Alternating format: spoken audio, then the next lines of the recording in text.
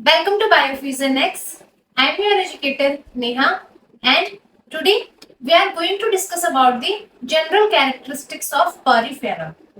तो आपके सिलेबस में बेसिकली स्टूडेंट पॉरीफेरा फाइलम में आपको साइकन का कैनाल सिस्टम पढ़ना है, बट हम साइकन के कैनाल सिस्टम पर डायरेक्टली स्विच नहीं कर सकते। हमें उसमें स्विच करने से पहले बेसिकली ये देखना होगा कि पॉरीफेरा होता क्या है, ठीक है। फिर पॉरीफेरा के क्या क्या जनरल कैरेक्टरिस्टिक्स हैं, तब जाके हमें साइकन का कैनाल सिस्टम समझ में आएगा, ठीक है। So without wasting a time let's start the session. So students, आज के सेशन में हम क्या क्या कवर अप करेंगे। मैं इस वीडियो को बेसिकली दो पार्ट्स में बनाऊंगी। एक वीडियो जो आपको आज मिल रही है और एक वीडियो मैं आपको कल दूंगी, ठीक है।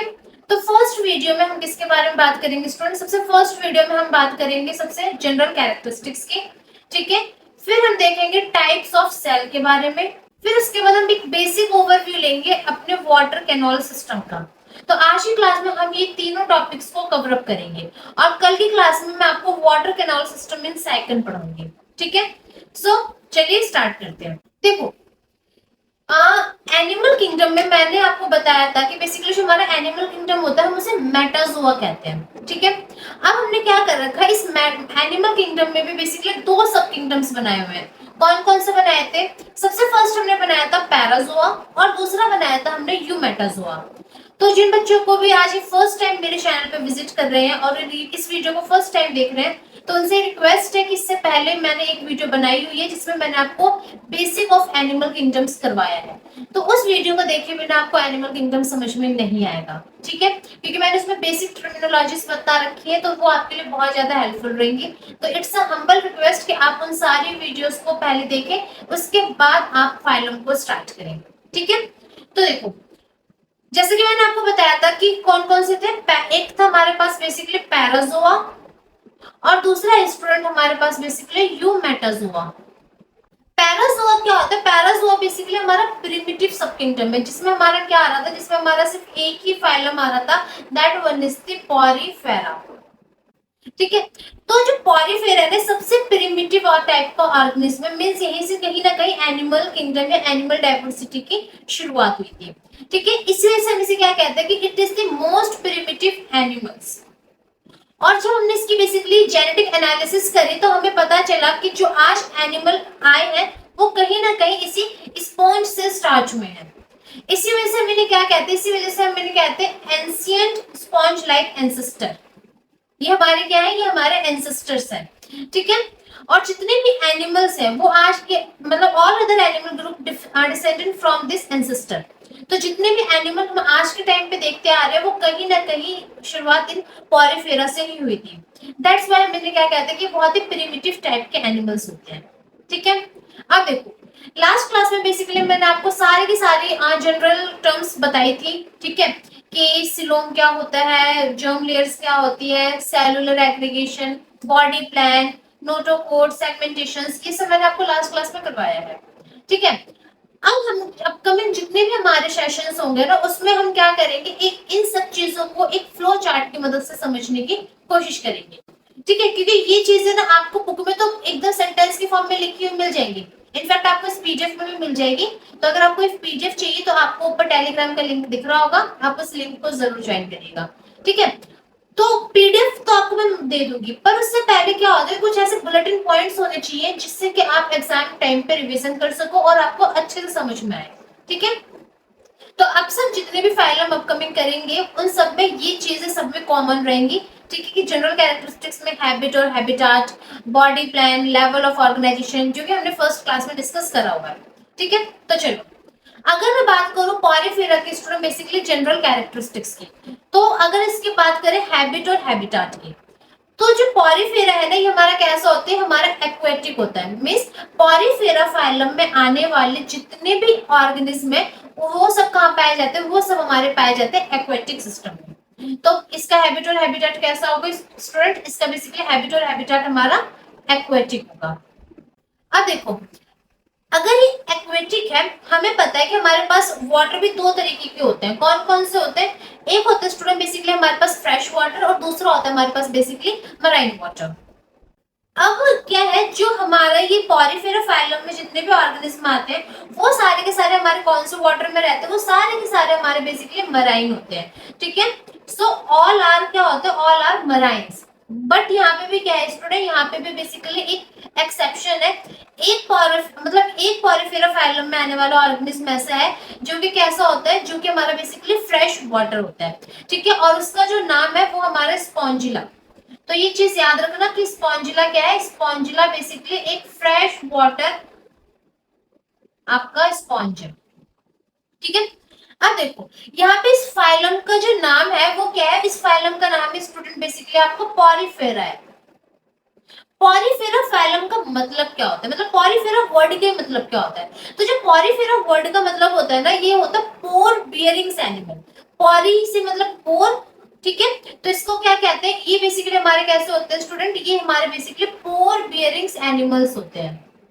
मैंने ऐसा क्यों बोला कि पोर बियरिंग्स एनिमल्स होते हैं, क्योंकि इनकी बॉडी में ना बहुत छोटे छोटे से बहुत सारे क्या होते हैं, पोर्स होते हैं। अगर मैं आपको इसका एक डायग्राम दिखाऊं तो आप इस डायग्राम में भी देख सकते हो, ये जो डायग्राम है इसमें कितने छोटे छोटे यहाँ पे क्या है, इतने छोटे छोटे पोर्स है। ये सारे क्या है, ये सारे के सारे स्टूडेंट इसकी बॉडी पे पोर्स है। दैट्स व्हाई हमने इस फाइलम का नाम ही क्या रखा है, इस फाइलम का नाम पॉरीफेरा रखा है, मींस पोर बियरिंग्स एनिमल्स। ठीक है, ये तो बात होगी हमारी हैबिट और हैबिटाट की। इस हैबिट और हैबिटाट में एक चीज आपको और याद रखनी है कि बेसिकली सारे के सारे कैसे होते हैं, सारे के सारे आपके ससाइल होते हैं। व्हाट डू मीन बाय ससाइल, ससाइल का मतलब होता है कि ये सारे ना किसी चीज से चिपके होंगे, अटैच्ड होंगे। और अटैच्ड किससे होंगे, अटैच्ड होंगे बेसिकली सबस्ट्रेटम से। क्यों, क्योंकि देखो ये पानी में मिल रहे हैं हमें। ठीक है, अब पानी में पानी का बहाव भी तो होगा, तो अगर ये बह के दूसरे एनवायरनमेंट में चले जाएंगे तो इनका हैबिट और हैबिटेट में चेंजेस आ जाएंगे, तो वो अडेप्ट करने में बहुत ज्यादा दिक्कत होगी। इसी वजह से क्या करते हैं, अपने अंदर इन्होंने ऐसी अडेप्टेशन रखी है कि इनका जो नेचर होता है वो ससाइल होता है। मतलब ये एक सबस्ट्रेटम से ये अटैच होंगे और अपने आसपास के सराउंडिंग से क्या करेंगे, आसपास के सराउंडिंग से ये बेसिकली न्यूट्रिएंट कलेक्ट करते हैं। ठीक है, तो ये एक्वेटिक होते हैं और ससाइल होते हैं। बात करूं मैं बेसिकली स्टूडेंट बॉडी प्लान की, तो आपको मैंने लास्ट क्लास में बताया था कि इसका जो बॉडी प्लान होता है वो कैसा होता है, वो हमारा बेसिकली सेलुलर एग्रीगेशन का होता है। हमारे पास 3 तरीके के बॉडी प्लान्स थे, cellular aggregation, blind sac body plan और ट्यूब विद इन ट्यूब। तो इसका जो बॉडी प्लान होता है वो सेलुलर एग्रीगेशन वाला होता है। ओके, एंड नेक्स्ट बात करूं मैं लेवल ऑफ ऑर्गेनाइजेशन, LOO का मतलब है लेवल ऑफ ऑर्गेनाइजेशन की। तो इनका जो लेवल ऑफ ऑर्गेनाइजेशन होता है वो बेसिकली सेलुलर लेवल का ऑर्गेनाइजेशन होता है। यहाँ पे कोई सेल, सिर्फ सेल्स ही पाए जा रहे हैं, सेल से भी टिश्यू बने ही नहीं है। That's why it have a cellular level of organisation. बात करूं स्टूडेंट बेसिकली मैं जर्म लेयर्स की, तो ये कैसे होते हैं, ये होते हैं आपके बेसिकली डिप्लोब्लास्टिक। मीन्स यहाँ पे 2 तरीके की जर्म लेयर पाई जाती है, एक एक्टोडर्म और एक एंडोडर्म। ठीक है, सिलोम की बात करूं तो मेरे कोई सिलोम नहीं प्रेजेंट था, आपने देखा था। ये बेसिकली कैसे थे, ये बेसिकली आपके असिलोमेट्स थे। ठीक है, बात करूं मैं सिमेट्री की, तो ये इनकी कोई प्रॉपर सिमेट्री तो होती नहीं है। क्यों, क्योंकि ये किसी भी तरीके से कहीं से भी अदरक की तरह उग रहे हैं। अब आपने अदरक देखा होगा, अदरक की कोई सिमेट्री होती है, नहीं होती है ना। वो कहीं से भी कद्दू की तरह निकल रहा है, कुछ भी हो रहा है, ठीक उसी तरीके से ये भी अदरक की तरह ही दिखते हैं। तो हम इन्हें कैसे कहते हैं, ये होता है हमारे बेसिकली असिमेट्रिकल। ठीक है, इसमें कोई भी सेगमेंटेशन नहीं पाया जाता और कोई भी इनके अंदर नोक्टोकोड भी नहीं पाया जाता।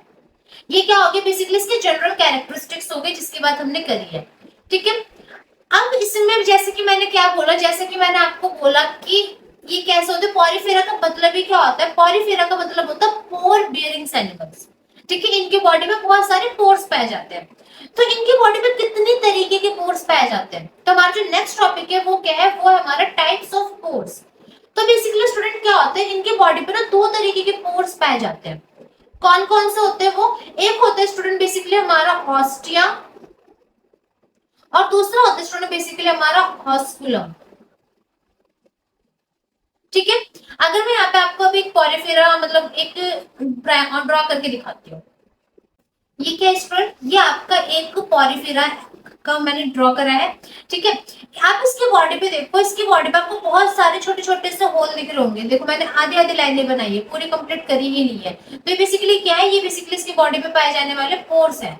ठीक है, तो इसकी बॉडी पे 2 तरीके के पोर्स पाए जाते हैं। ये जो छोटी छोटी से आपको बहुत सारे पोर्स दिख रहे हैं बेसिकली, इन पोर्स का नाम क्या है, इन पोर्स का नाम है आपको ऑस्टिया। और यहाँ पे जो सिंगल बहुत बड़ा सा एक पोर दिख रहा है, इस पोर का नाम क्या है? इस पोर का नाम है स्टूडेंट बेसिकली ऑस्कुलम। ये जो ऑस्टिया है ना, इस ऑस्टिया से बेसिकली क्या होता है, इसकी बॉडी में वाटर की एंट्री होती है। तो इसकी बेसिकली इसकी जो बॉडी है उसमें वाटर की एंट्री इन पोर्स के थ्रू होते हैं, which is known as ostia. ठीक है। और ये कहाँ से निकलता है? ये बेसिकली जो वाटर एग्जिट होती है, वाटर एग्जिट इनकी बॉडी से ऑस्कुलम के थ्रू होती है। आप बीच में ये बहुत बड़ी सी कैविटी देख रहे होगे बेसिकली। इस ये जो कैविटी आपको बड़ी सी इतनी बीच में जो दिख रही है, इस कैविटी का नाम होता है हमारा स्पॉन्जियोसिल। ठीक है। तो इनकी बॉडी पे ऑस्टिया, ऑस्कुलम और स्पॉन्जियोसिल होते हैं। तो ऑस्टिया क्या है? बेसिकली ऑस्टिया बहुत सारे होते हैं, इस वजह से मैंने क्या कहता है, ये बेसिकली न्यूमरस होते हैं। ठीक है। और ऑस्कुलम क्या होता है? ये सिंगल होता है एक तो, और दूसरा बहुत लार्ज पोर होता है। ठीक है। ऑस्टिया को हम बेसिकली इनहेलेंट पोर कहते हैं। इनहेलेंट पोर का मतलब क्या है? इनहेलेंट पोर का मतलब कि वाटर यहाँ से एंट्री ले रहा है। ठीक है। और जो ऑस्कुलम होता है बेसिकली, ऑस्कुलम को हम एक्सेलेंट पोर भी कहते हैं। एक्सेलेंट पोर। ठीक है। तो ये क्या है? टाइप्स ऑफ पोर है, इनकी बॉडी पे दो तरीके के पोर्स पाए जाते हैं। आप अभी बस समझने पे कोशिश करो, ये सारे की सारी जो पीडीएफ है आपको मिल जाएगी मेरे टेलीग्राम ग्रुप पे, ऊपर लिंक दे रखा है, आप वहां से ज्वाइन कर सकते हो। अब देखो, अगर हमें इसमें वाटर कैनल सिस्टम को समझना है, तो वाटर कैनल सिस्टम समझने से पहले हमें बेसिकली इनकी वॉल को समझना होगा। वॉल को समझने से क्या मतलब है? जैसे कि आपने देखा कि इनमें क्या है, ये सेलुलर लेवल का ऑर्गेनाइजेशन है, बहुत एडवांस तो हुए नहीं है ये। तो हम क्या कर रहे हैं ना, इतना सा पोर्शन समझेंगे, सिर्फ इतने से पोर्शन को मैं यहाँ पे आगे चल के नेक्स्ट स्लाइड पे आपको जूम करके दिखाऊंगी। ठीक है। तो हमारा जो अगला टॉपिक है वो क्या होगा? Wall of the sponge. तो यहाँ पे मैं पहले क्या करूंगी, पहले मैं एक स्पॉन्ज की वॉल को ड्रॉ करूंगी और उसके बाद मैं आपको उसमें सारी चीजें बताऊंगी। ठीक है। तो चलिए ड्रॉ करते हैं, आप भी मेरे साथ साथ ड्रॉ करिएगा। ठीक है। चलो बाहर इस बार इधर मैंने क्या करा, जो दो कलर यूज करे यहाँ पे मैं वही दो कलर यूज करूंगी। ठीक है।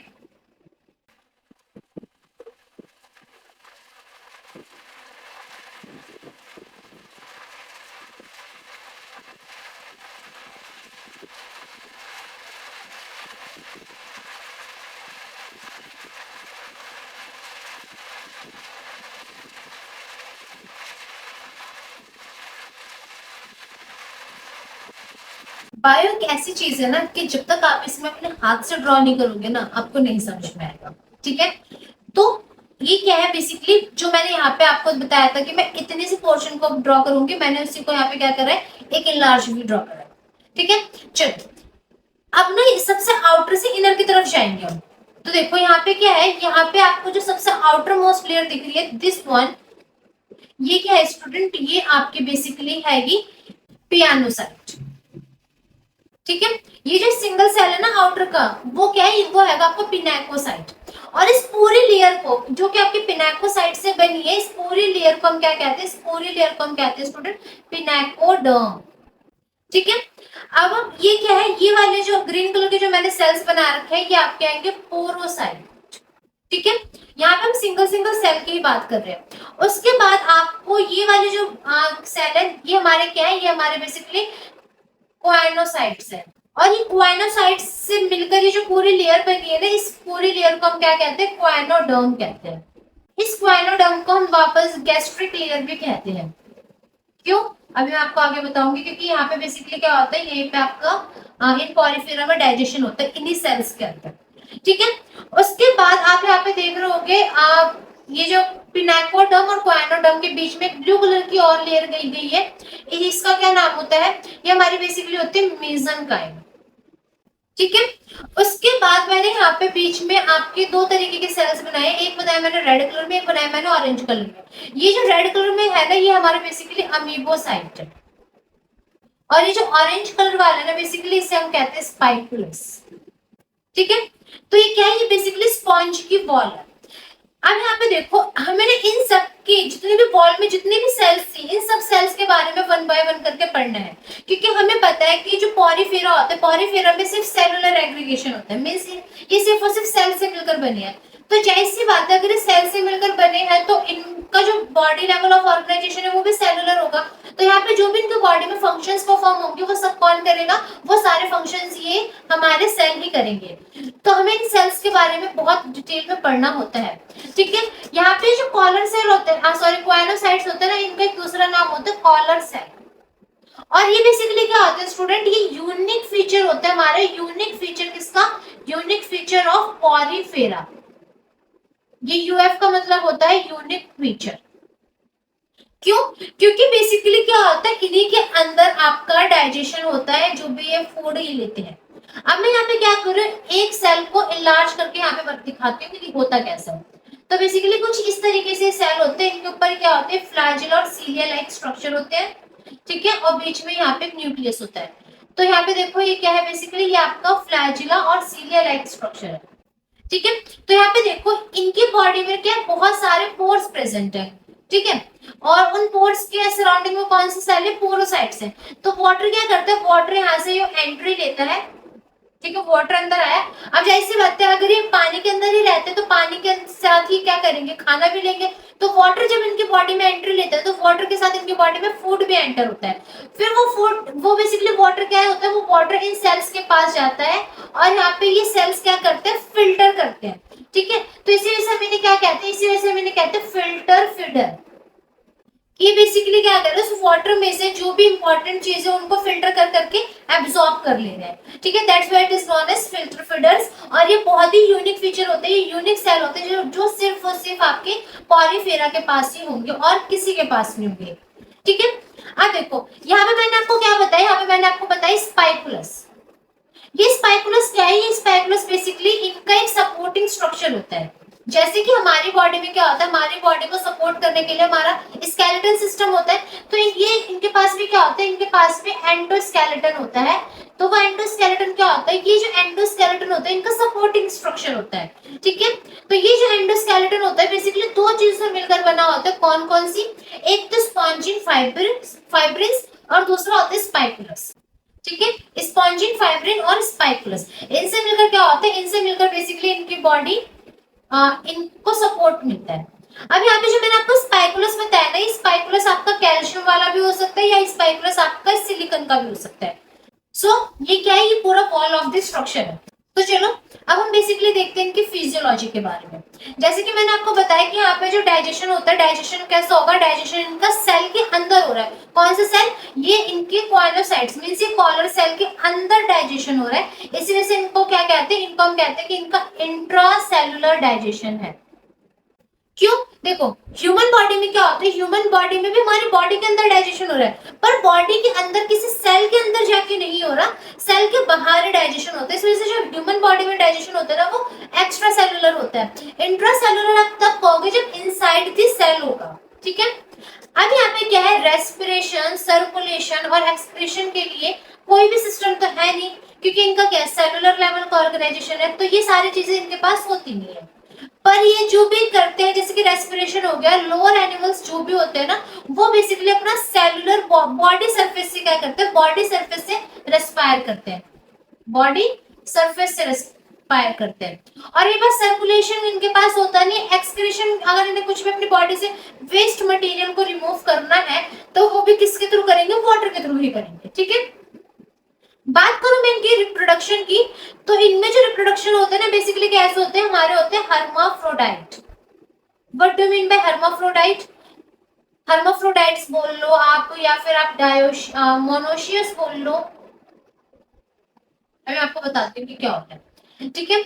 और इनमें क्या होता है, बोथ सेक्सुअल और असेक्सुअल दोनों तरीके का रिप्रोडक्शन होता है इनके पास, ठीक है। अगर मैं बात करूं किसकी स्टूडेंट, अगर मैं बात करूं असेक्सुअल रिप्रोडक्शन की, तो यहाँ पे जो असेक्सुअल रिप्रोडक्शन होता है वो बेसिकली किसके थ्रू होता है, वो हमारा फ्रैगमेंटेशन के थ्रू होता है, ठीक है। अब देखो यहाँ पे दो वर्ड्स मैंने बताया, हर्माफ्रोडाइट और मोनोशियस। ये दोनों वर्ड्स को आप एक साथ मतलब दोनों वर्ड्स का मतलब सेम ही होता है। बेसिकली हर्माफ्रोडाइट्स क्या होते हैं, जिनके पास मेल और फीमेल दोनों को दोनों रिप्रोडक्टिव ऑर्गन एक साथ हो। तो ये मेल और फीमेल दोनों एक साथ ही होते हैं, आप देखकर बेसिकली डिफरेंशिएट नहीं कर पाओगे कौन सा मेल है कौन सा फीमेल है, ऐसा नहीं कर पाओगे, जैसे कि ह्यूमंस को देखकर हम डिफरेंशिएट कर सकते हैं कि हाँ ये मेल है ये फीमेल है। तो ह्यूमंस कैसे होते हैं, डायोशियस होते हैं, पर ये क्या होती है, हर्माफ्रोडाइट्स होते हैं। मींस आप इन्हें देखकर डिफरेंशिएट नहीं कर पाओगे क्योंकि इनके पास मेल और फीमेल दोनों स्ट्रक्चर साथ में प्रेजेंट होता है। ठीक है, फर्टिलाइजेशन की बात करो तो फर्टिलाइजेशन इनमें कैसा होता है, फर्टिलाइजेशन इनमें बेसिकली इंटरनल फर्टिलाइजेशन होता है। और डेवलपमेंट कैसे होती है, डेवलपमेंट इनमें इनडायरेक्ट डेवलपमेंट होती है। इनडायरेक्ट डेवलपमेंट क्यों बोला, इनडायरेक्ट डेवलपमेंट इसलिए बोला क्योंकि इनमें क्या आते हैं, इनमें बेसिकली लार्वल स्टेज आती है। तो हमेशा याद रखना डेवलपमेंट दो तरीके की होती है, एक होती है डायरेक्ट और दूसरी होती है इनडायरेक्ट। अगर डायरेक्ट आती है तो डायरेक्ट में कभी भी लार्वल स्टेज नहीं बनेगी, और अगर इनडायरेक्ट है तो इनडायरेक्ट में लार्वल स्टेज आएगी। तो जिस भी ऑर्गेनिज्म में लार्वल स्टेज आती है उसमें हमेशा जो डेवलपमेंट होती है वो इनडायरेक्ट होती है। ओके, तो हमने बात कर ली किसकी, फिजियोलॉजी की भी बात कर ली। तो चलिए एक बार हम देख लेते पीपीटी में से कि हमने क्या क्या पढ़ा है। तो देखो मैंने आपको बताया कि इनका जो बेसिकली कैसे होते हैं आपके, ये आपके मल्टी सेलुलर होते हैं। क्यों, क्योंकि इसमें के पास बहुत तरीके के सेल्स हैं। सेलुलर लेवल का क्या होता है, बॉडी ऑर्गेनाइजेशन होता है, कोई भी टिश्यूज और ऑर्गन्स नहीं होते। मोस्टली कैसे होते हैं, मराइन होते हैं और सारे के सारे एक्वेटिक होते हैं। बट कुछ क्या होते हैं, फ्यू हमारे फ्रेश वाटर भी होते हैं, उसमें क्या है, स्पॉन्जिला। ठीक है, ये कैसे होते हैं, सेसाइल्स होते हैं, मीन सबस्ट्रेटम पे अटैच रहेंगे। इनकी जो बॉडी है, इनकी बॉडी की बहुत तरीके की शेप होती है, जैसे कि मैंने आपको बताया कि अदरक की तरह कहीं से भी उगे होते हैं। तो वेस्ट लाइक हो गया, सिलेंड्रिकल हो गया, ट्यूबुलर हो गया, बहुत तरीके की शेप होती है इनकी। अगर मैं बात करूं सिमेट्री, तो इनकी कोई भी सिमेट्री नहीं होती, बेसिकली असिमेट्रिकल होते हैं। ठीक है, फिर इसके बाद अगला आता है हमारा कि इनकी जो बॉडी वॉल है, इनकी बॉडी वॉल में आउटर कौन सी लेयर थी, आउटर थी हमारी पिनेकोडर्म, जो कि किससे मिलकर बनी थी, जो कि आपकी मिलकर बनी थी पिनेकोसाइट से। और आप इसको पिनेकोडर्म का थर्मल एपिथेलियम भी कहते हो। और जो इनर वाली लेयर है वो क्या है, वो आपकी कोनायोडर्म, जो कि आपकी क्या है, गैस्ट्रिक एपिथेलियम है। और पिनेकोडर्म और कोनायोडर्म के बीच में क्या है, gelatinous non cellular mesenchyme cell भी। ठीक है, जिलेटिनियस नॉन सेलुलर बोला, मींस इसके सेल से मिलकर नहीं बनी है, जेल लाइक स्ट्रक्चर होता है, जिससे हमने क्या बोला, मेसेनकाइम बोला। इस मेसेनकाइम के अंदर मैंने आपको क्या बताया था कि इनके पास स्केलेटन एलिमेंट्स पाए जाते हैं, जो कि क्या था, जो कि था आपका स्पाइकुलस। ठीक है, और कुछ फ्री एमीबॉइड सेल्स भी पाए जाते हैं, जो कि मैंने आपको बताया था अमीबोसाइट्स। फिर यहाँ पे जो सेल्स होते हैं वो लूजली अरेंज्ड होते हैं, कोई लेयर नहीं बनाते, तो इन्हें हम ट्रूली डिप्लोप्लास्टिक भी नहीं कह सकते। ठीक है, इनकी बॉडी पे क्या होता है, बहुत सारे पोर्स पाए जाते हैं, जो कि ऑस्टिया कहलाते हैं। और इनकी थ्रू क्या होता है, इनकी थ्रू वाटर क्या होता है, इनकी बॉडी में एंटर करता है। ठीक है, और जैसे वाटर एंटर करता है ऑस्टिया के थ्रू, वो बेसिकली ऑस्कुलम के थ्रू क्या हो जाता है, एग्जिट भी कर जाता है। अब इनको जो इंटरनल लेयर है, जो कि क्या है, हमारे कोनायोसाइट्स है, उन्हें हम क्या कहते हैं, उन्हें हम कहते हैं फ्लैजिलेटेड कॉलर सेल्स। क्यों, क्योंकि इनके पास फ्लैजिला भी पाया जा रहा है। तो बेसिकली क्या है, वो बेसिकली अंदर की तरफ लाइनिंग करते हैं। ठीक है, और वो क्या है, वो फिल्टर फीडर्स होते हैं, क्योंकि वहीं पे क्या होता है, डाइजेशन हो रहा होता है। ठीक है स्टूडेंट्स, फिर यहाँ पे जो स्केलेटन होता है, इनका जो स्केलेटन होता है वो कैल्शियम का भी हो सकता है और सिलिकॉन का भी हो सकता है, और स्पॉन्जिन फाइबर्स भी होते हैं। डाइजेशन इनमें इंट्रासेलुलर होता है, कोई भी इनके पास रेस्पिरेटरी और एक्सपिरेटरी ऑर्गन्स नहीं होते हैं। कॉन्ट्रैक्टाइल वैक्यूल्स भी प्रेजेंट होते हैं इनके पास, और इनके पास क्या जो होता है, नर्वस सिस्टम भी नहीं होता, डाउटफुल स्टेटस में होता है। सारे के सारे स्पॉन्ज क्या होते हैं, हर्माफ्रोडाइट होते हैं, बट इनमें क्रॉस फर्टिलाइजेशन का ही रूल होता है। ठीक है, असेक्सुअल रिप्रोडक्शन यहाँ पे बर्ड्स के थ्रू भी होता है, गैम्यूल्स के थ्रू भी होता है, और जो सेक्सुअल रिप्रोडक्शन है वो यहाँ पे ओवा और स्पर्म के थ्रू होता है। ठीक है, और हमेशा याद रखना कि यहाँ पे क्रॉस फर्टिलाइजेशन होता है, सेल्फ फर्टिलाइजेशन नहीं होता।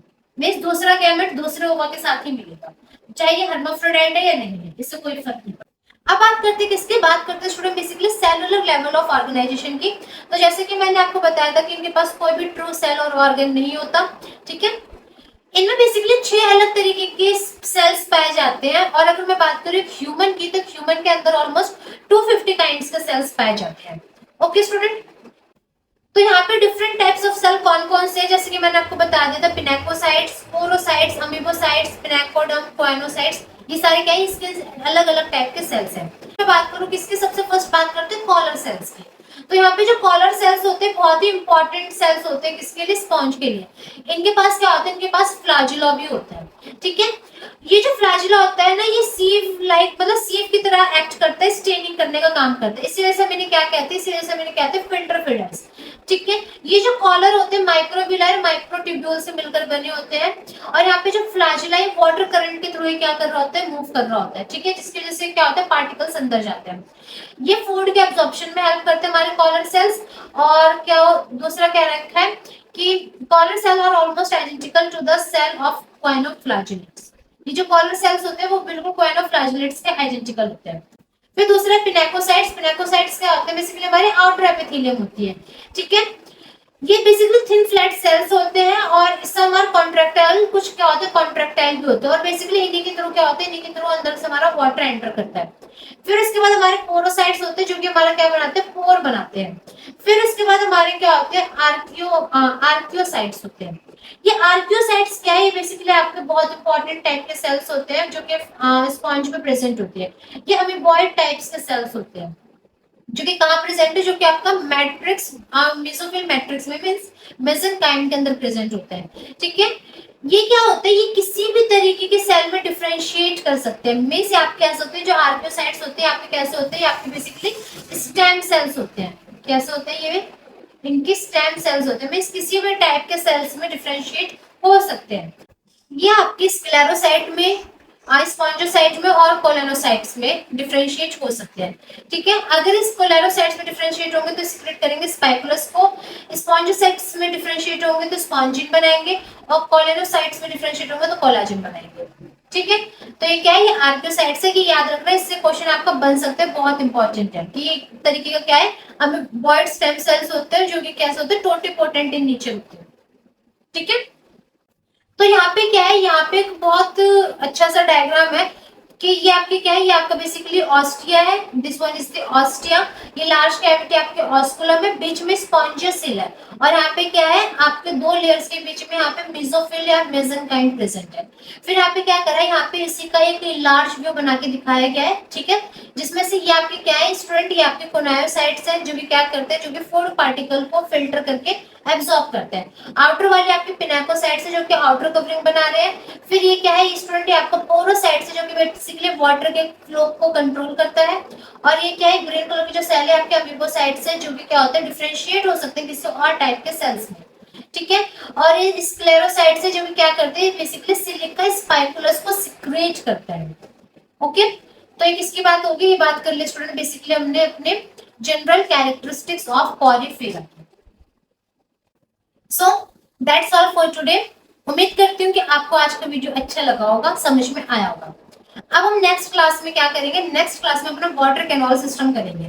तो जिनको भी आज की क्लास समझ में आई है तभी उन्हें कल की क्लास भी समझ में आएगी, और अगर नहीं समझ में आई है तो प्लीज इट्स अ रिक्वेस्ट कि आप इस वीडियो को दोबारा जरूर देखें। और अगर आप वीडियो में यहाँ तक आ गए हैं तो प्लीज मेरे चैनल को ज्यादा से ज्यादा लाइक करें, कमेंट करें, शेयर करें, और इसे ज्यादा से ज्यादा सब्सक्राइब भी करें। Be happy, be safe, thank you so much.